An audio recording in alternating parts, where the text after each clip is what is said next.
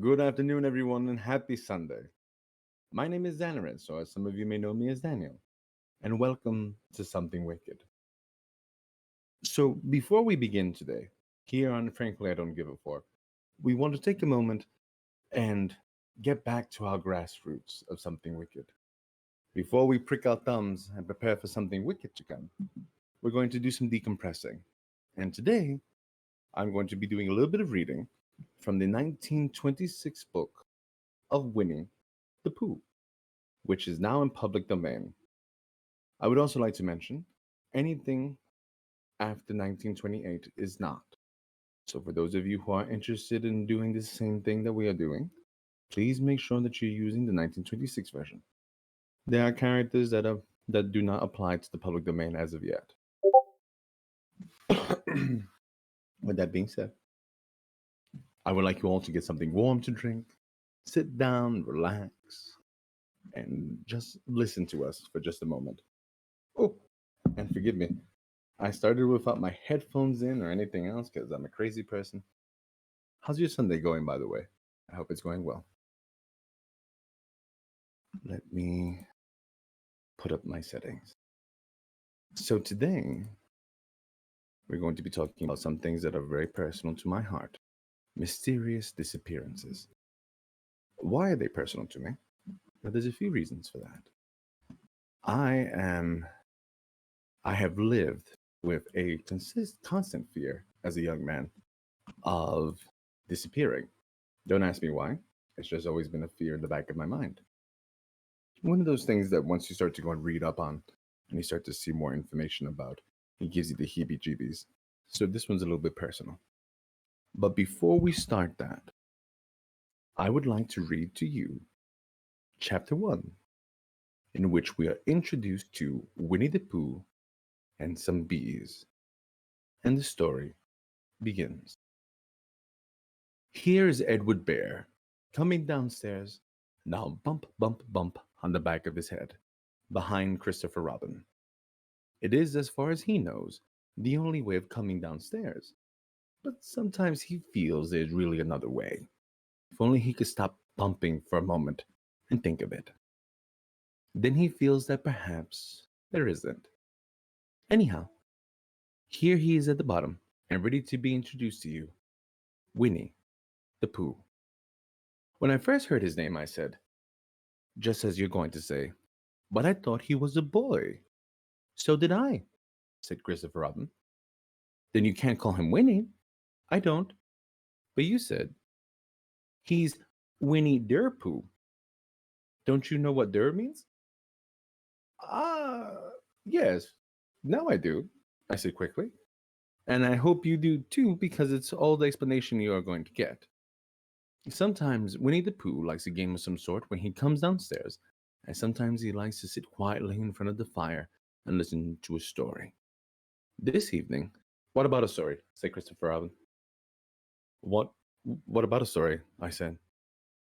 Could you very sweetly tell Winnie the Pooh one? I I suppose I could, I said. What sort of stories does he like? About himself? Because he's that sort of bear. Oh, I see. So could you very sweetly? I'll try, I said. So I tried. Once upon a time, a very long time ago, now about last Friday, Winnie the Pooh lived in a forest all by himself under the name of Sanders. What does under the name mean? Asked Christopher Robin. It means he had the name over the door in gold letters and lived under it. Winnie the Pooh wasn't quite sure, said Christopher Robin. Now I am, said in a growly voice. Then I will go on, said I. One day when he was out walking, he came to an open place in the middle of the forest. And in the middle of this place was a large oak tree. And from the top of the tree there came a loud buzzing noise. Winnie the Pooh sat down at the foot of the tree, put his head between his paws, and began to think.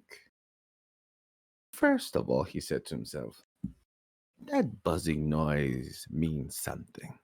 You don't get a buzzing noise like that, just buzzing and buzzing without its meaning something. If there's a buzzing noise, somebody's making a buzzing noise. And the only reason for making a buzzing noise that I know of is because you're a bee. Then he thought another long time and said, and the only reason for being a bee that I know of is making honey. And then he got up and said, and the only reason for making honey is so as I can eat it. So he began to climb the tree. He climbed and he climbed and he climbed and he climbed and he climbed. He sang a little song to himself. It went like this. Isn't it funny how a bear likes honey? Buzz, buzz, buzz. I wonder what he does. Then he climbed a little further and a little further and then just a little further. By that time, he had thought of another song. It's a very funny thought that if bears were bees, they build their nests at the bottom of trees. And that being so, if the bees were bears, we shouldn't have to climb up all these stairs. He was getting rather tired by this time, so this is why he sang a complaining song. He was nearly there now, and if he had just stood on that branch, crack! Oh, help, said Pooh as he dropped 10 feet on the branch below him. If only I hadn't. Whoo! He said as he bounced 20 feet onto the next branch. You see, what I meant to do, he explained as he turned head over heels and crashed onto another branch 30 feet below. What I meant to do? Oh, of course it was rather, he admitted, as he slithered very quickly through the next branches. It all comes, I suppose, he decided, as he said goodbye to the last branch, spun around 3 times, and flew gracefully into a gorse brush. It all comes of liking honey so much. Oh, help! He crawled out of the gorse bush, brushed his prickles from his nose, and began to think again. And the first person he thought of was Christopher Robin. Was that me? Said Christopher Robin in an awed voice, hardly daring to believe it. That was you. Christopher Robin said nothing, but his eyes got larger and larger, and his face got pinker and pinker. So Winnie the Pooh went around to find Christopher Robin, who lived behind the green door in another part of the forest. Good morning, Christopher Robin, he said. Good morning, Winnie the Pooh, said you. I wonder if you've got such a thing as a balloon about you. A balloon? Yes. I just said to myself along, I wonder if Christopher Robin has such a thing as a balloon about him. I just said it to myself, thinking of balloons and wondering. What do you want a balloon for? He said. Winnie the Pooh looked around to see that nobody was listening, put his paw to his mouth, and said in a deep whisper, Honey. But you don't get honey with balloons. I do, said Pooh.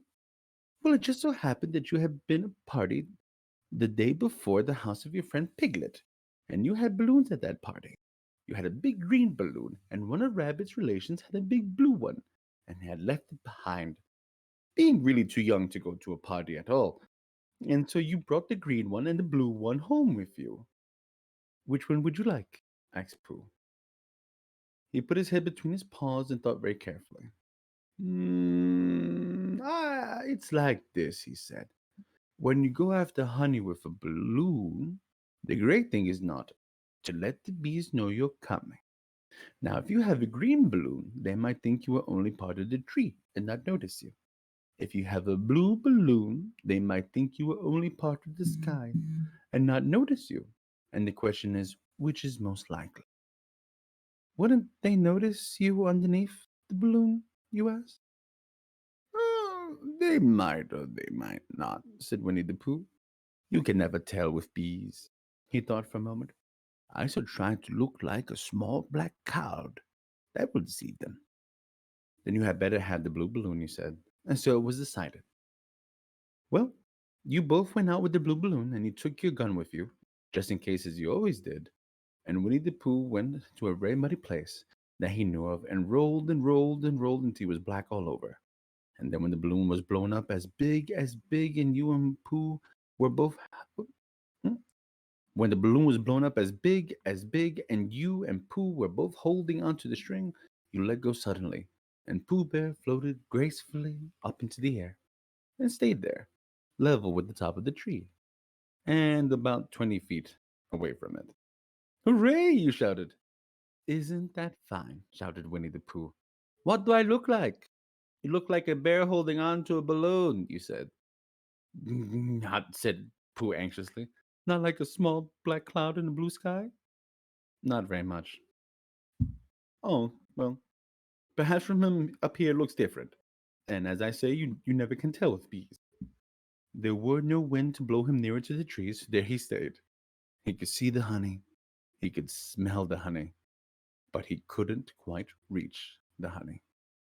After a little while, he called down to you. Christopher Robin, he said in a loud whisper. Hello. I think the bees suspect something. What sort of thing? I don't know, but something tells me they're suspicious.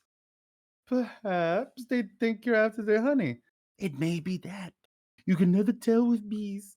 There was another silence, and then he called down to you again. Christopher Robin! Yes. Have you an umbrella in your house? I think so.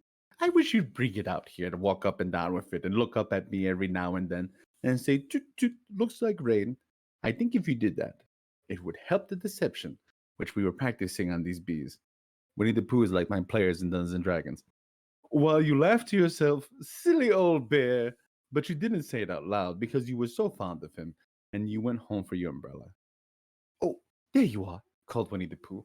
As soon as you got back to the tree, I was beginning to get anxious. I have discovered that the bees are now definitely suspicious. Shall I put my umbrella up? You said. Yes, but wait a moment. We must be practical. The important bee to deceive is the queen bee. Can you see which is the queen bee from down there? No. Oh, a pity. Well, now if you walk up and down with the umbrella saying toot toot, it looks like rain, I shall do what I can by singing a little cloud song, such as the cloud might sing. Go! So while you walked up and down and wondered if it would rain, Winnie the Pooh sang this song. How sweet to be a cloud floating in the blue. Every little cloud always sings aloud. How sweet to be a cloud floating in the blue. It makes him very proud to be a little cloud. The bees were still buzzing as suspiciously as ever. Some of them indeed left their nest and flew all around the cloud as it began the second verse of the song. And one bee sat down on the nose of the cloud for a moment, and then got up again. Christopher, oh, Robin, called the cloud. Yes? I have just been thinking. I have come to a very important decision. These are the wrong sort of bees. Are they? Quite the wrong sort, so I should think they would make the wrong sort of honey, shouldn't you? Would they? Yes, so I think I shall come down. How? Winnie the Pooh hadn't thought about this. If he had let go of the string, he would fall bump, and he didn't like the idea of that. So he thought for a long time, and he said, Christopher Robin, you must shoot the balloon with your gun. Have you got your gun? Of course I have, you said. But if I do that, it will spoil the balloon, you said. But if you don't, said Pooh, I shall have to let go, and that would spoil me. When he put it like this, you saw how it was, and you aimed very carefully at the balloon and fired. Ow! Said Pooh. Did I miss? You asked. You didn't actually miss, said Pooh, but you missed the balloon. I'm so sorry, you said, and you fired again, and this time you hit the balloon. The air came slowly out, and Winnie the Pooh floated down to the ground. But his arms were so stiff from holding on to the string of the balloon all the time that they stayed up straight in the air for more than a week, and wherever a fly came and settled on his nose, he had to blow it off. And I think, but I'm not sure, that is why he's always called Pooh. Is that the end of the story? Asked Christopher Robin. That's the end of that one. There are others. About Pooh and me? And Piglet and Rabbit and all of you. Don't you remember? I do remember when I try to remember. I forget. That day when Pooh and Piglet tried to catch the Halumphalump. They didn't catch it, did they? No. Pooh couldn't because he hasn't any brain. Did I catch it? Well, that comes into the story. I do remember, he said. Only Pooh does it very well. That's why he likes having it told to him again. because then it's a real story and not just remembering. That's just how I feel, he said. Christopher Robin gave a deep sigh, picked his bear up by his leg, and walked off to the door, trailing Pooh behind him. At the door, he turned and said, "Coming to see me have a bath?" "I might," I said. "I didn't hurt him when I shot him, did I?" "Not a bit." He nodded and went out, and in a moment I heard Winnie the Pooh bump, bump, bump, going up the stairs behind. And that is the first chapter of the 1926 book of Winnie the Pooh, in which we are introduced to Winnie the Pooh and some bees, and the stories begin. It's very cute. I enjoyed that one very much, and I hope that you enjoyed it too. Take a moment, get yourself something warm to drink, allow yourselves to listen to the sonorous tones of my voice, and know that from here on in, we are no longer going to be speaking about the nice things, but the wicked things that we have coming up. We'll be right back with you. Stay tuned.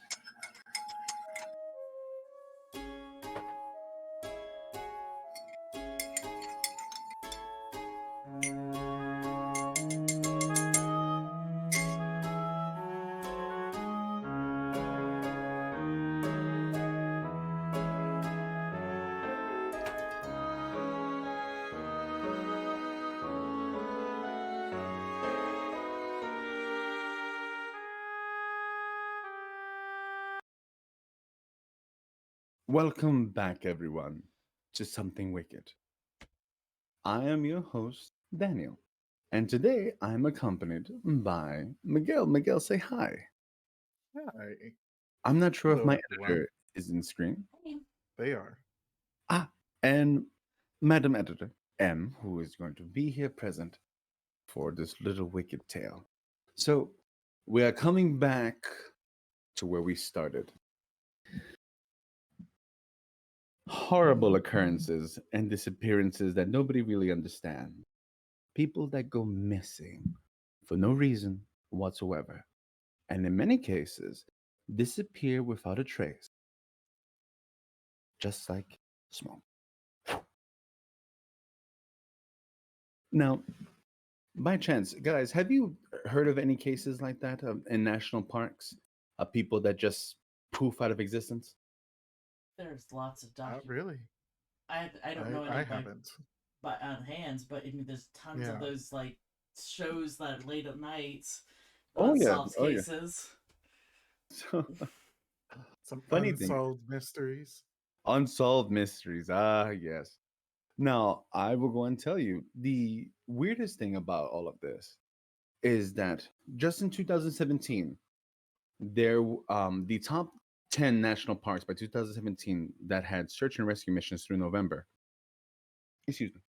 We had the Lake Mead National Recreation Area with 563, Grand Canyon National Park 290, Yosemite National Park 233, the Rocky Mountain National Park with an approximate 165, Sequoia National 138, Zion National 114, Great Smoky 100, Bryce Canyon 86, Shenandoah 82, and the Grand Teton National Park with 59.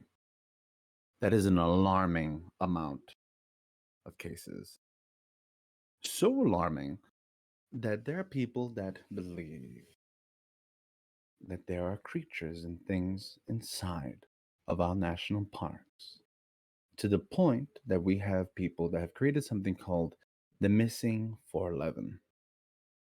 With that, I'm going to give you information and I'm going to let you come to your own decisions on what you feel about the Missing 411.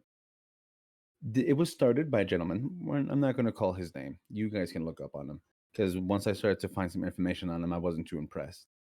He was a Bigfoot investigator before he started the Missing 411, but he's also a retired detective. And his record as a detective was quite good. But with that being said, there's no database for how many people go missing in national parks every year. But the National Park Service has at least 29 cold cases of people who have gone missing have yet to be found, with the oldest case dating back to 1958. The National Missing and Unidentified Persons System reported that more than 600,000 people go missing in the United States every year. But the majority are quickly found, alive and well. But there are also tens of thousands of cold cases where someone is missing for over a year. As of Saturday of January, I believe it was in the beginning of January, there were 20,685 open missing person cases across the US. It gets weird. So I can't show it, but there is a map that goes and shows the underground cave systems that outlie America and the missing persons cases of America that overlap. So, of course, people think they're going in the caves. Allow me to dismiss that. That map is actually false. That is not the correct map. That map is again made by the gentleman that has started the 411, but the people that posted it have doctored it. So it's not exactly the way that it should be. Now, when I talk about this, there's cases here that are odd. And then there's some cases that are not so much. So, where would you all like to begin? Because there's so much strange that we're going to talk about. As a matter of fact, let's start with our friend Dennis Martin. Dennis Lloyd Martin, born June 20th, 1962, is an American child who disappeared on June 14th, 1969, in the Great Smoky Mountains National Park in Tennessee. The search effort for this kid is the most expensive, the most extensive park search in history, involving over 1,040 searchers in a 56 square mile area. So, check it out. Dennis Martin, he's 6 years old. He's a resident of Knoxville. He goes to go visit this national park where his father, grandfather, and older brother on Father's Day weekend, right?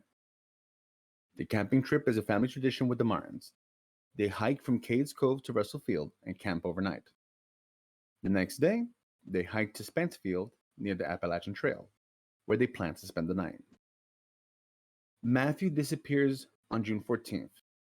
While planning on surprising the adults with his brother and other children from a separate family the Martins were camping with. So they went with some family, with some friends. They separated in groups and they hid in bushes to like jump out and like scare everybody. But he was last seen by his father going behind a bush to hide, intending to surprise the adults with the kids. After not seeing him for about 5 minutes, and when all the other children returned to the camp, his father became concerned and started searching for him. He ran down the trail for nearly 2 miles. And nothing. The kid disappears into nothingness. They freak out. They go and they get the National Park Service rangers. The area where Martin disappeared is marked by steep slopes and ravines, wild animals, snakes, bears, feral hogs, and bobcats. And sadly, right after this happened, there was a downpour of about 3 inches of rain in a matter of hours, which just washed out trails and caused streams to flood. And temperatures in that night went all the way down to 50 degrees Fahrenheit. They not only get the National Guard, they get special forces. Find no trace. Heavy rains during the first day search and heavy mist the next day hampered the efforts. Up to 1,400 people are involved.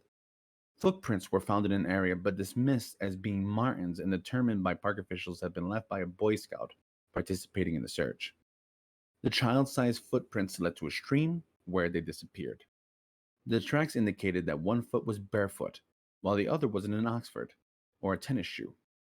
Retired park ranger and author Dwight McArthur believes that the prints likely belonged to Martin, as the tracks were not part of the group and none of the Boy Scouts were searching while barefoot. A shoe and a sock were found on June 22nd. 56 square miles of ground have been covered. More than 1,000 searchers continued to look until the 26th, when they cut back.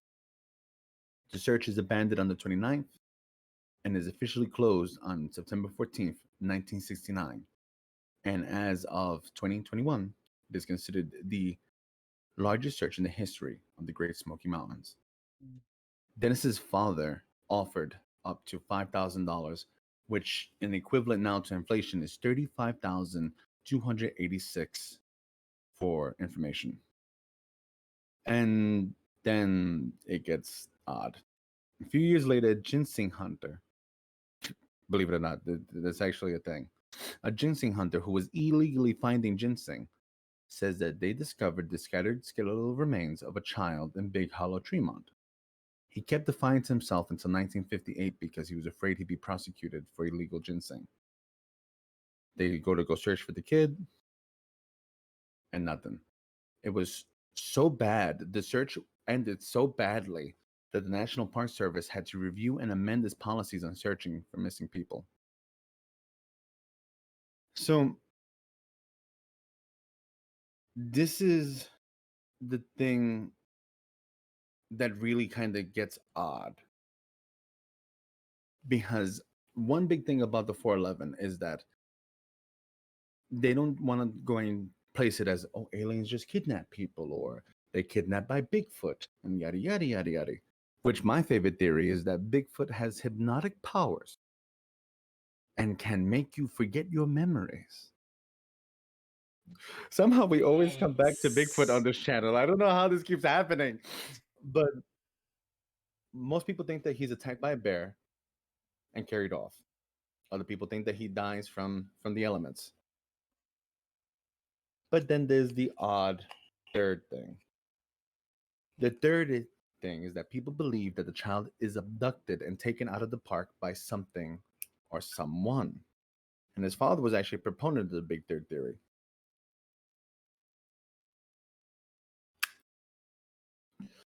On the afternoon that Martin disappeared, tourist Harold Key and his family heard an enormous, sickening scream, and shortly thereafter witnessed an unkempt, rough-looking man running up the trail near where the scream had come from. Key looked on as the man got into a white car and abruptly sped off on it. Park rangers and the Federal Bureau of Investigation concluded that there was insufficient evidence to link the sighting to Martin's disappearance, particularly given that that Key's sighting was approximately 5 miles away from where Martin disappeared, the exact time of the sighting unknown, and the lack of trails connecting the two sites. A little bit more information to that. After doing some deep diving, that is untrue. The big hairy man that they're talking about was actually a straggler that was in this forest that lived there for a very long time.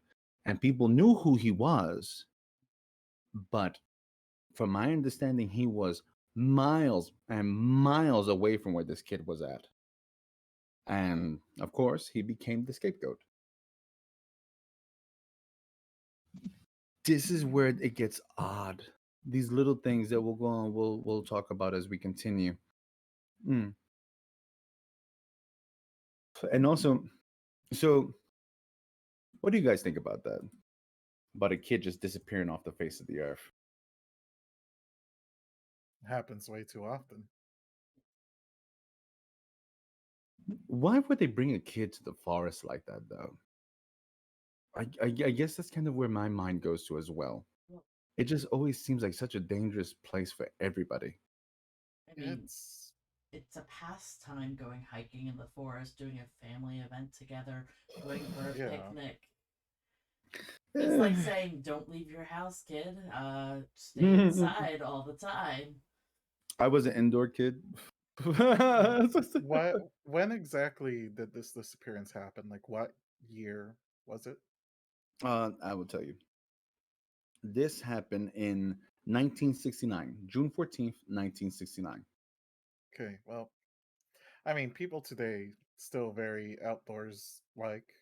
People like to go into the woods, go Mhm. hiking, and back then even more so.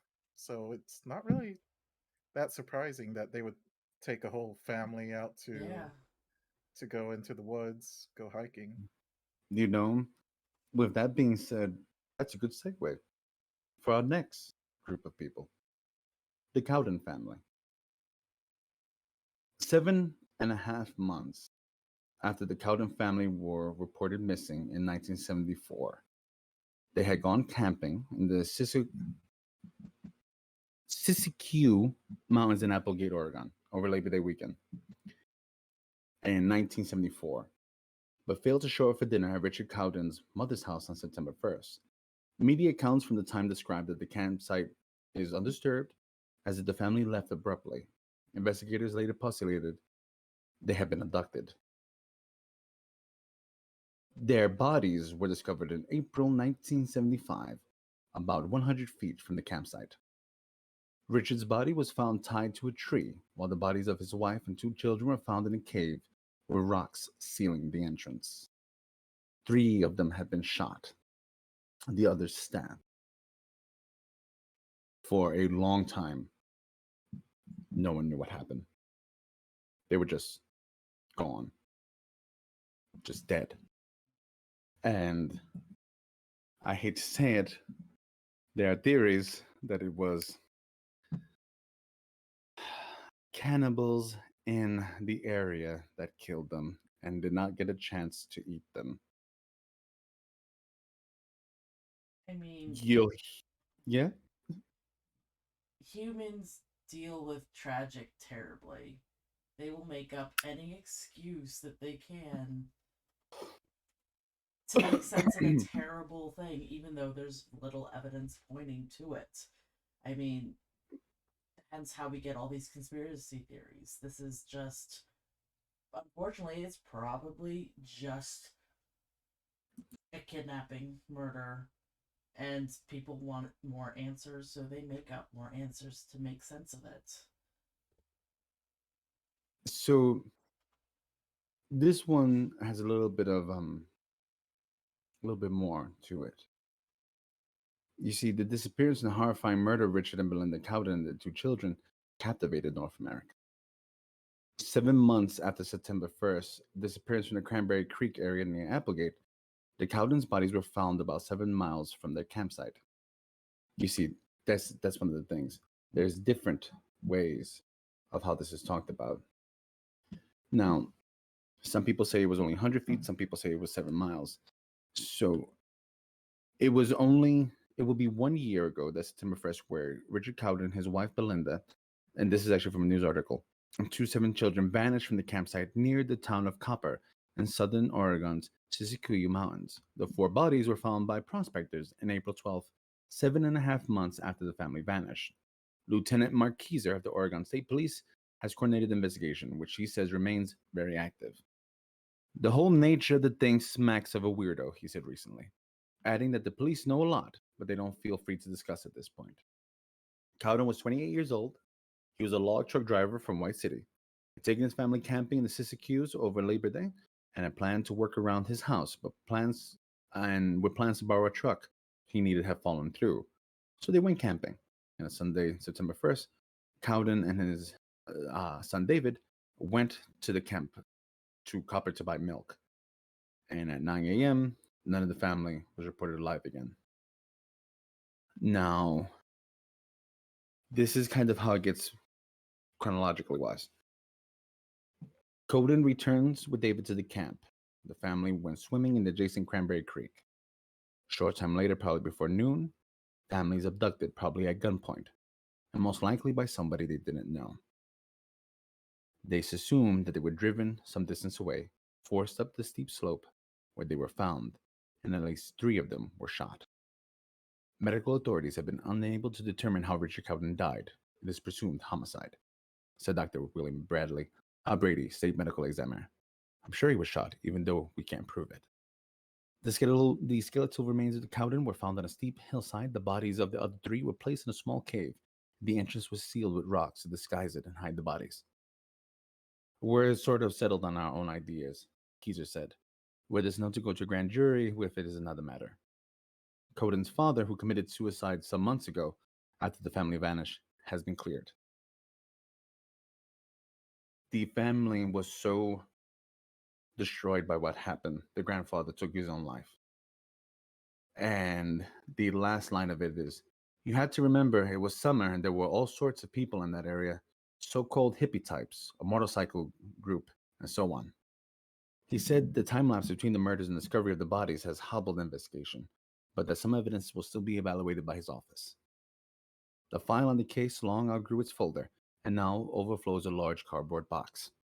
It includes hundreds of letters, some from mystics, some from people who have solved the mystery in a dream, and many more people with a hunch or an idea that might have been overlooked. Sadly, that is not the case.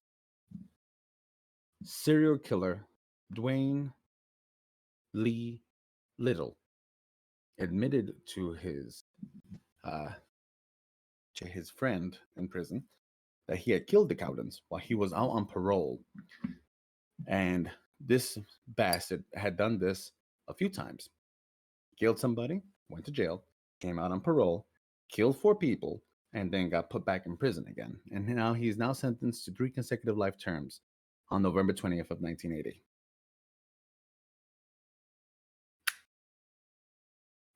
So sadly, there's an answer to that one. Not a great one, but an answer. And it's only going to get weirder from here. I'm letting you all know. Let's talk about the strange disappearance of Douglas Legg. Disappeared July 10th, 1971 in the San Antonio Estate, Newcomb, Adirondack Mountains, New York State. On July 10th, 1971, Douglas Legg, 8, disappeared on a hike near Newcomb in the Adirondack Mountains and was never seen again. So, for 20 years, this family had been using this place for summer vacations. They had a law firm. They're rich, like they're rich folks. And Douglas was a grandchild of the owners of the estate. The Melvin family and the extended family had gathered together for one last vacation at that backcountry retreat before it was due to be sold. So Doug, or Dougie, was a keen hiker and, as they called him, a mini woodsman, despite his young age. He was 4'6", weighing 76 pounds. On Saturday afternoon, July 10th, 1971, Dougie and his uncle sat out on a hike around the property. His uncle noted that there was poison ivy on the trails and told the reluctant Doug to return to the lodge to change from shorts to long pants, a walk of around half a mile. He passed his older brother and cousin about 50 to 60 yards from the main lodge building, and he failed to return to his uncle and was never seen again. The evening, the temperature dropped. The family called the state police, and the locals from the town searched for the body throughout the night in the local area. The next day, a formal search was started by forest rangers using dogs, helicopters. The U.S. Air Force even came in from their base in Plattsburgh, 10 planes equipped with heat-detecting infrared FLIR, which was used in the Viet Cong War. At the height of the search, close to 1,000 volunteers were scouring the area. The wilderness terrain with swamps, bogs, dense forests, and fallen trees made the search more dangerous and difficult. It was also hampered by the lack of coordination, with no one officially in charge. During the SNR effort, the weather deteriorated. Heavy rain, falling temperatures to around 40 degrees. A bloodhound did find a scent. It was along the edge of a swampy pond, which was subsequently drained and dragged. Nothing was found. The sneaker tracks were found about 2 miles away at Ward Pond on the 5th day of the search, but the rain had washed away any chance of dogs picking up the scent. Dougie's family had money, to the point that they hired an elite search team of over 20 mountain men from the California Sierra Madre Mountains to search for this kid. And nothing. Nothing. After 6 weeks, state police call off the search. So what the hell happened? It's a thing. In cases like this, and I hate to say this, the weirdos come out. In 1993, a woman claimed that Dougie was kidnapped and killed by her relative, and that he dumped the body in a lake in Lewis County. They searched the lake to only find out that the woman was a psychiatric patient suffering from false memory syndrome. Then, around the same time, a man came forward to report to officials that he had come across a small skull and partial skeleton in 1973, which he believed to be human. They were hunting when they found it. Now, he didn't report it because he said they didn't know about the case at the time and had been on leave from the Navy for 4 days and not where he was supposed to be. He later reported it when his friend heard the news report about the renewed search for Dougie's body. So this story is fit with the last known sighting of Dougie, which was attempting to follow his uncle back to Newcomb Lake. But if Dougie did not become lost, he may have fallen to foul play or run off on his own accord or drowned. With that being said, sadly, he's never found. Dougie is one of those cases that he just disappears. Just gone. But did you know that there are also cases of people getting lost in the forest that come back in weird ways? Let's get into this one, because this is when it gets odd. Real odd. Hold on to your pants. Stephen Kabacki went missing February of 1978 while in the state of Michigan. So they find Stephen's ski poles and skis on the snow. His tracks just suddenly stopped, as if he walked out of reality. his backpack flung to the ground nearby. Since the location where he had vanished was so close to Lake Michigan, it was assumed that he fell in the lake and drowned. Despite numerous searches, no one knew what happened. Then one day, 15 months after his disappearance, Kubeki's dad hears the doorbell. And when he opens the door, Stephen Kubeki is standing in front of him. His father freaks out, which Be fair. anyone would. This is where it gets weird. When Kubeki is asked about what the hell happened, his account doesn't make much sense. He claimed that he had suddenly woken up to find himself in a meadow around 40 miles from his father's house. They had been wearing clothes that were not his own, along with a small, unfamiliar bag filled with maps, none of which were his. Other than this, he had no recollection whatsoever what had happened to him over the previous 15 months, and was under the impression that no time had passed at all. The only other clue that he had come up with is that he said that he felt as if he had done some running. The dude, gone. Just disappears from the face of the earth, comes back 15 months later. The dad tries to go and get him into a psychiatrist. He says that he won't go. I don't need it. And now Mr. Kubeki's actually got his degree and he's a psychiatrist. Oddly enough. But this is one of those weird cases of what? How does that happen? I'm going to tell you some of the theories.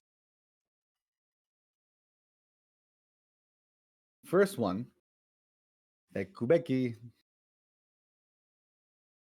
is kidnapped by aliens and experimented on and left in this meadow. The second was Bigfoot using hypnotic mind powers to be able to block out memories, took Kubeki, showed him the forest, and to keep his memories safe, took the memories away, and then placed him 40 miles from his home. My feeling on this, and something that people don't like to talk about, is that he has something called a dissociative fugue. You guys know what that is? Yes. So, Meg, have you heard that one before?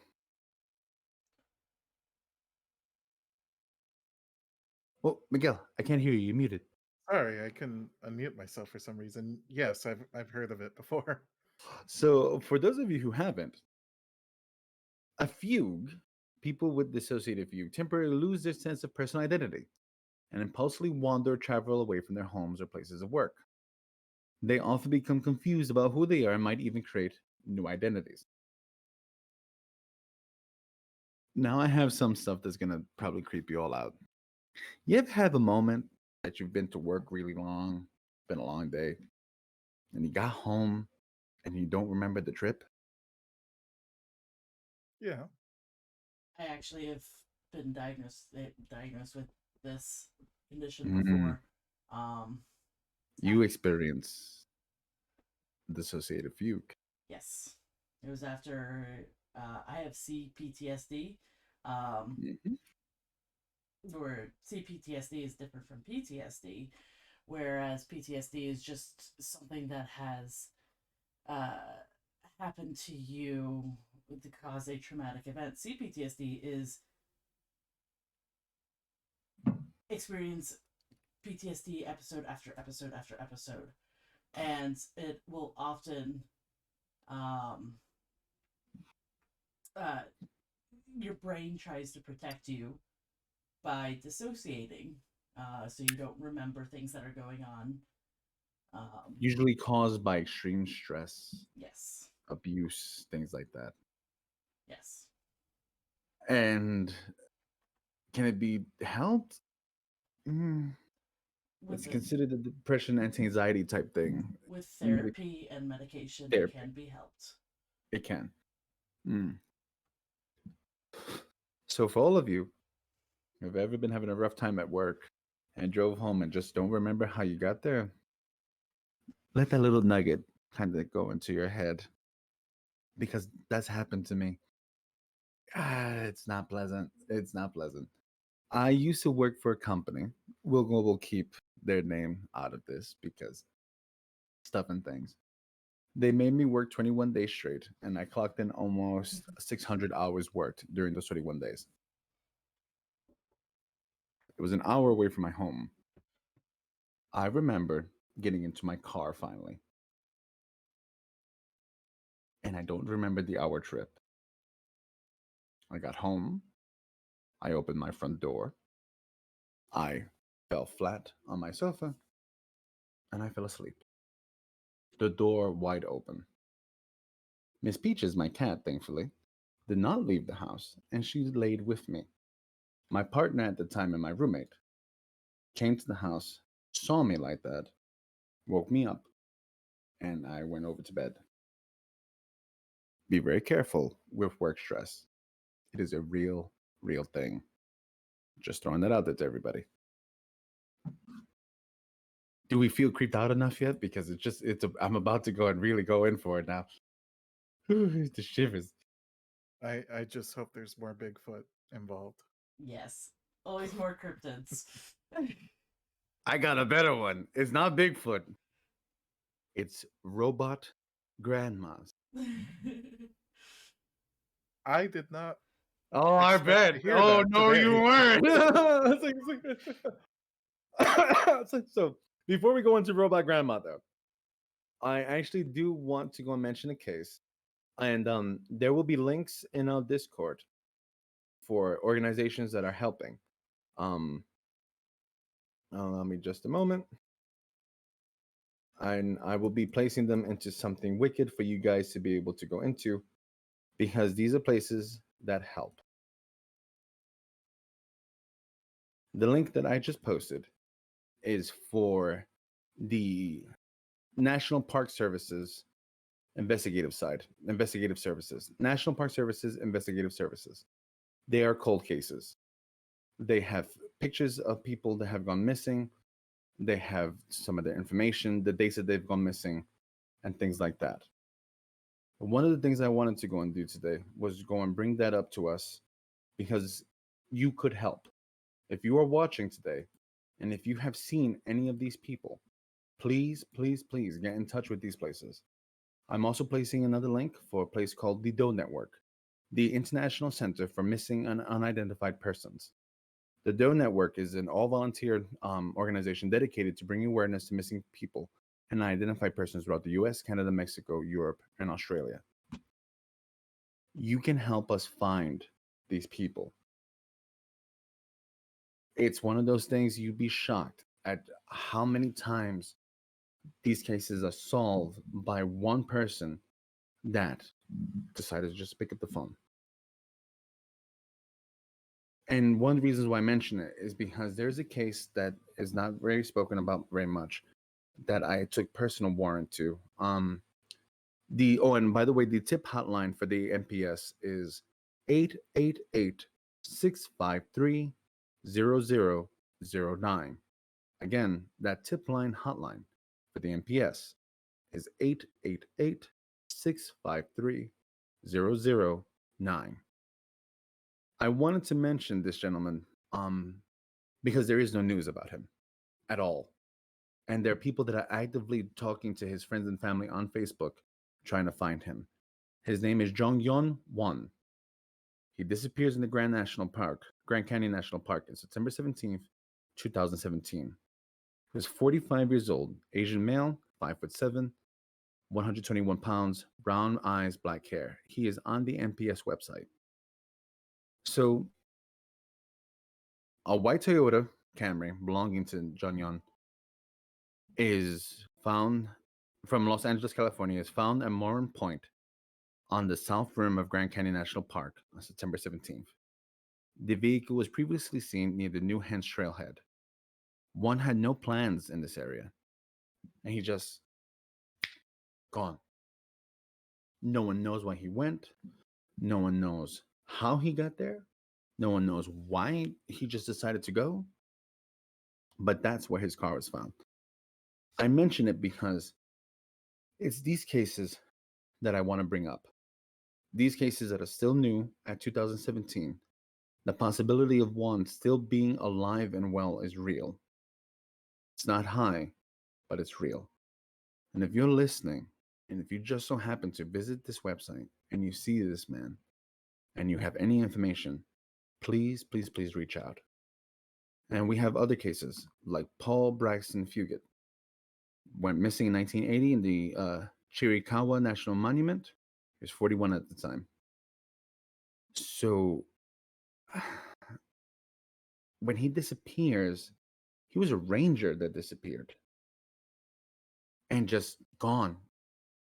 No one knows if he had found something, because there was supposedly an illegal drug trade happening at the time during that time, and supposedly the national parks were having some issues with him too, because he didn't want to cut his beard or hair, and he was kind of messing around with that structure. And it was one of those things that they had tried to fire him because he wouldn't cut his hair, and he was ultimately reinstated with back pay. But some people go in saying that there were issues with it, that one of the reasons why he wasn't found is because they weren't really looking for him, yada yada. I don't want to go and say that. I think that the park is in a really remote location. It's high desert with few visitors in the winter months. It's 60 miles from the Mexican border. And one of the really, really, really, really big rumors is that there were a large group of drug dealings that were going on in this place. So again, if you have heard of this gentleman, Paul Braxton Fugit, feel free to go and call up the NPS at the tip hotline 888-653-0009. Now, let's get into John Doe. The reason why they're called John Doe, because when this happened, they were 3.5 years old. This story was so odd that it took me a week to find the actual news article that was posted from the Mount Shasta News on September 7th, 2011. John Doe, a young boy,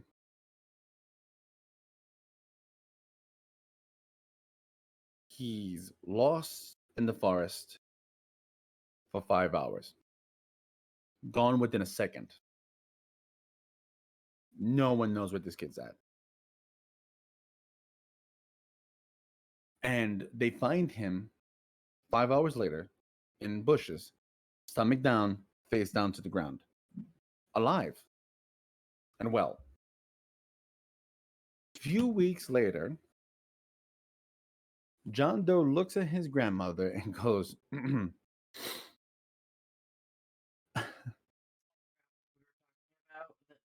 Then when you said grandmother, I'm like, oh right, this was a thing that we were going to be talking about. yeah. He looks at his grandmother and says, I didn't really like other grandma Cappy. What? Cappy is the name that the child called his grandmother, Kathy. He says that he didn't like his other grandma, who grabbed him and took him to a creepy place. He says that the other grandmother had the same hair, feet, and face, but that there was something off. He talked about the light sparkling on her when she climbed the ladder and made her look like a robot. Asked what was creepy about it and why did he think she was a robot, he said that he was taken to a cave that was filled with spiders, purses, and guns, all covered in dust, with other people that looked like these robots.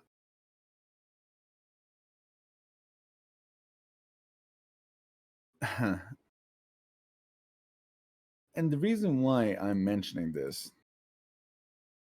is because as we continue to get into the weird, this other grandma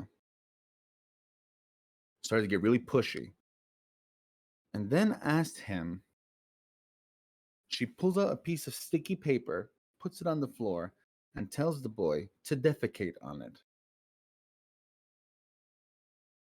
The boy says that he didn't have to go.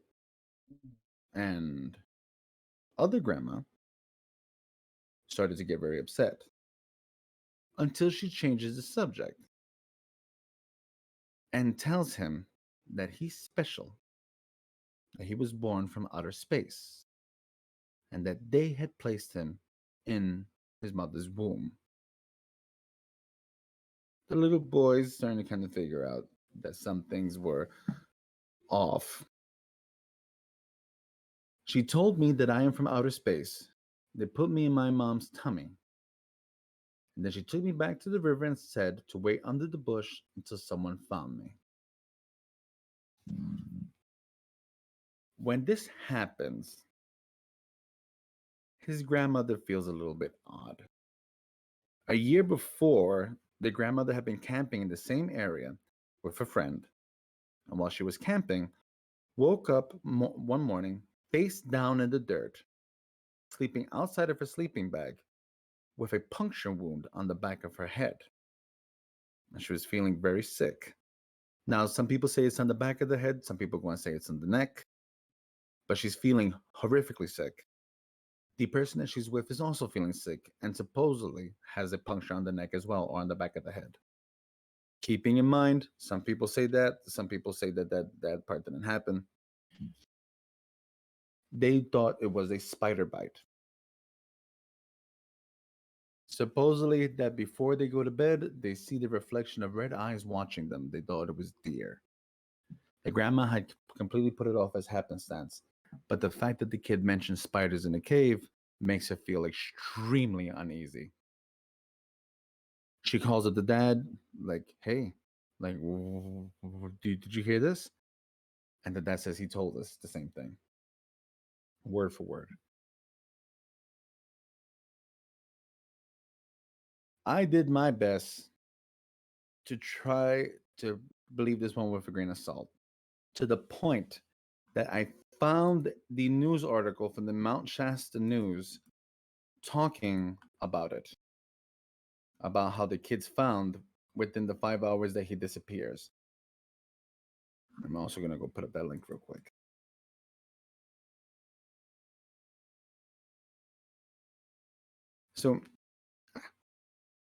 So the mount, and in this article, they're talking about how they find him. They've lost a 3-year-old boy after 5 hours alone in the dark, just off of Fowler's campground near the McCloud River. He's found with help from the fire department, the police department, California High Patrol, all that good stuff. It was a true effort. Here we go. Let's see because there was something else. So in this whole thing, they don't mention the boy's story at all. At all. So I started to think to myself, this is some bullshit. So I started searching. And I may have found the grandmother. Not going to give names. We're going to call her Kathy. There's a post on November 15th of 2012 at 12:57 p.m. on a website called Above Top Secret. On this website, a person underneath the profile, Miss Cat 1, puts what she believes happens. Miss Cat is believed to be Kathy. I started searching. Her first post is in 2012, and the last time she visited this website was today, earlier this morning. I'm going to read you a snippet. Last fall, my 3.5-year-old grandson was lost in the Shasta Forest for 5 hours. Thanks to volunteers and rescue personnel, he was found. My son said he was here, then within a second, he was gone. The thought he had been abducted by other campers, trust me, the worst nightmare ever. About 3 weeks after this happened, he was at my house, and out of the blue, he announced, I don't like the other Grandma Cappy. His name for me, Grandma Kathy. I said, what are you talking about, buddy? I'm the only Grandma Cappy. He said, don't you remember when I was in the woods? Well, the other Grandma Cappy grabbed me and took me to a creepy place. She's really a robot. I was thinking he was telling a story, so I asked, what was creepy about it? And why do you think she was a robot? It was a cave with spiders, and there were purses and guns. I was too scared, so I didn't touch anything. But when she climbed the ladder, the light made her look like a robot. There were other robots too, but they didn't move. So I asked, what did she do with you, buddy? She made me lie down to look at my tummy. Then she tried to get me to poop on a sticky paper, but I couldn't go. She told me that I am from outer space, and they put me in my mom's tummy. And she took me back to the river and said to wait under the bush until someone found me. I called my son and asked, what the hell are you letting my grandson watch? And I told him, he said he told me the same story a few days ago, but chalked it up to having, you know, the smartest, most amazing kid with the biggest imagination ever. I'm grandma, so of course I have to agree. There were other details, but too much to list. Now you see, this doesn't mean, and this is where I go and I hit falling into this. There's no picture of Kathy. There's no proof that this is the actual Kathy posting this. And out of all places, why would it be on a conspiracy website like that? You know what I mean? So we have that. Now, at the end of it, um, she's talking about her experience of when she woke up all messed up. One weird thing about the place is that there was no wildlife. The only birds we saw were two crows. They flew in, sat on a tree, and watched us. I thought they were waiting for the Cheetos to fall in the dirt. At the time, we were creeped out by them. I camp a lot. Usually, there are butterflies, birds, squirrels, etc. This time, nothing. We didn't even see a bee. My son has forbid me to ask my grandson about the incident because you can create a false memory by repetitive reminding. So for a year, I have not mentioned it to him. But he's 4.5 now, and I asked him again about what happened. He repeated the same story and said that she took him to a dungeon instead of a cave. It'd be interesting to see if he has a memory of these events when he's about 8 to 9 years old. This is at Big Cloud, California. I have been very bothered by his story, so I've been researching if there are others very similar. I ran across an interview with the author of Missing 411, which discussed the weird disappearances in national forests.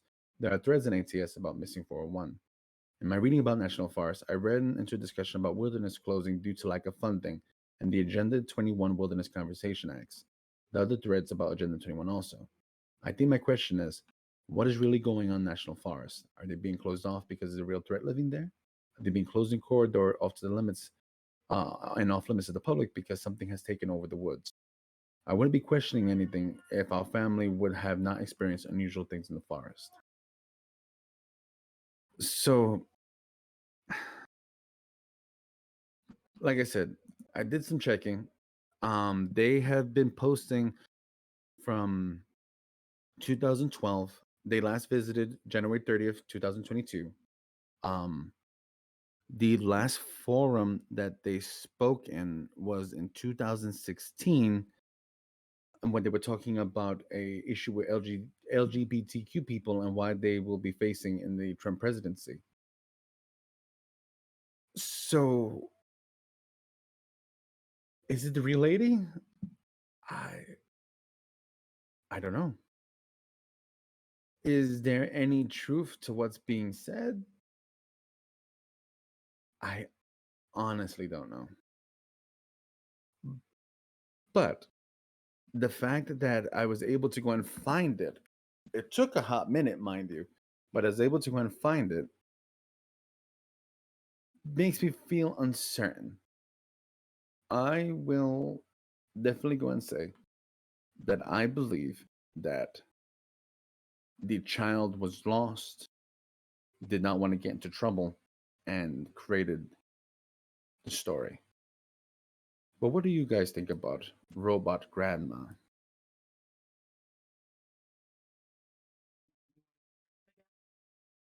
Sure. I don't believe it. First, first off, I mean, come on, it's on a conspiracy website. And while you were talking, I looked through all of the threads that this Yes. person has made, and there was some fascinating things in there. Oh yeah. There's some stuff that I'll like the I euthanizing will of a say grandma. Yeah. I will say that I believe you found the origin of this story, Mm. but I think it's just a story. Hoopla. The Um, Shasta boy is real. The him missing, oh that's real. yes, the The missing others, child is real. The s- supposed story that apparently that child made up, I don't believe that. Not for a second. Not even it as a made up story from a child. I believe this is something someone from the internet wrote. Now, whether that person believes it themselves or not, I don't know. fair. But it is a fascinating story. I'll it, say that much. it really is. It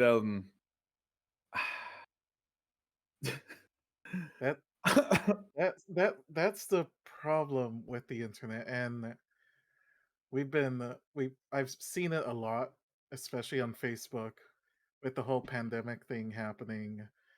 You'll s- I unfortunately have family members that will see something on Facebook and automatically believe it. Mm. So they'll send me a link of a guy who's like had a stream going on talking about, oh, I read this news article about Great Britain doing that, so it must mean that the government is going to do this, and like it's all crap. Like, don't you can't believe everything you see online. It A lot of people just make up stuff for the sake of either wanting attention or they have their own mental issues that makes them believe their own stories. It's hard to say what it is. I can say that it's probably not real. Fair. That's fair. What are you thinking, Em? So I've been in therapy for a large portion of my life. Um, Immediately I have to parrot what Miguel said. I too believe that this is made up. Now I don't know if I believe it's who made up the story. I know from when someone speaks to you about a story that you said when you've told a lie to cover yourself at a young age, you believe you young people tend to believe this lie wholeheartedly to helps them encompass the lie better. The more that validity that is given to that lie by people like, oh, tell me more, like keep pressing you, that can force memories to be made for young people. That's why you have to be so careful, especially with like therapists, that you don't give leading questions. You don't just because you can confuse people's memories where they truly believe something has happened. Um, I really think that the kid got lost, wandered away, got scared. Oh no, I'm gonna get in trouble.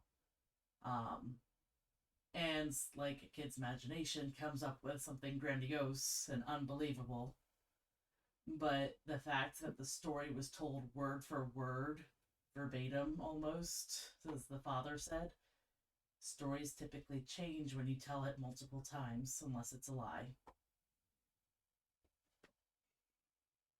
So, when we take a moment to think on it, do we say that the child is wrong? Possibly. Do we Child went through say something traumatic. It wasn't wrong, but it grew into something bad. the internet is a very odd place, and it has the ability of creating mythos and making things that aren't something. And in that case, can we truly go and call it something wicked? The ability to take a story, to change it and change it and change it until it takes a life of its own. And all of a sudden, the story becomes fact. Can you believe in something so hard that you wish it almost into existence? Maybe, maybe not. But I will remind you of this: human beings must believe in the big lies.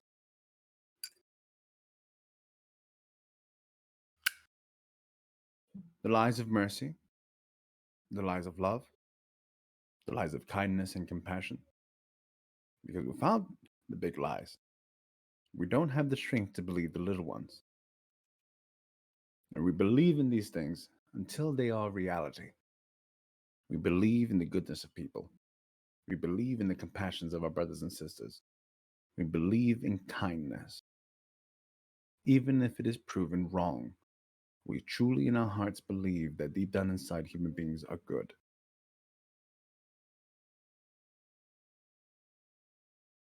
Does that give precedent to robot grandmas? No, it does not. But it is definitely something wicked to think about.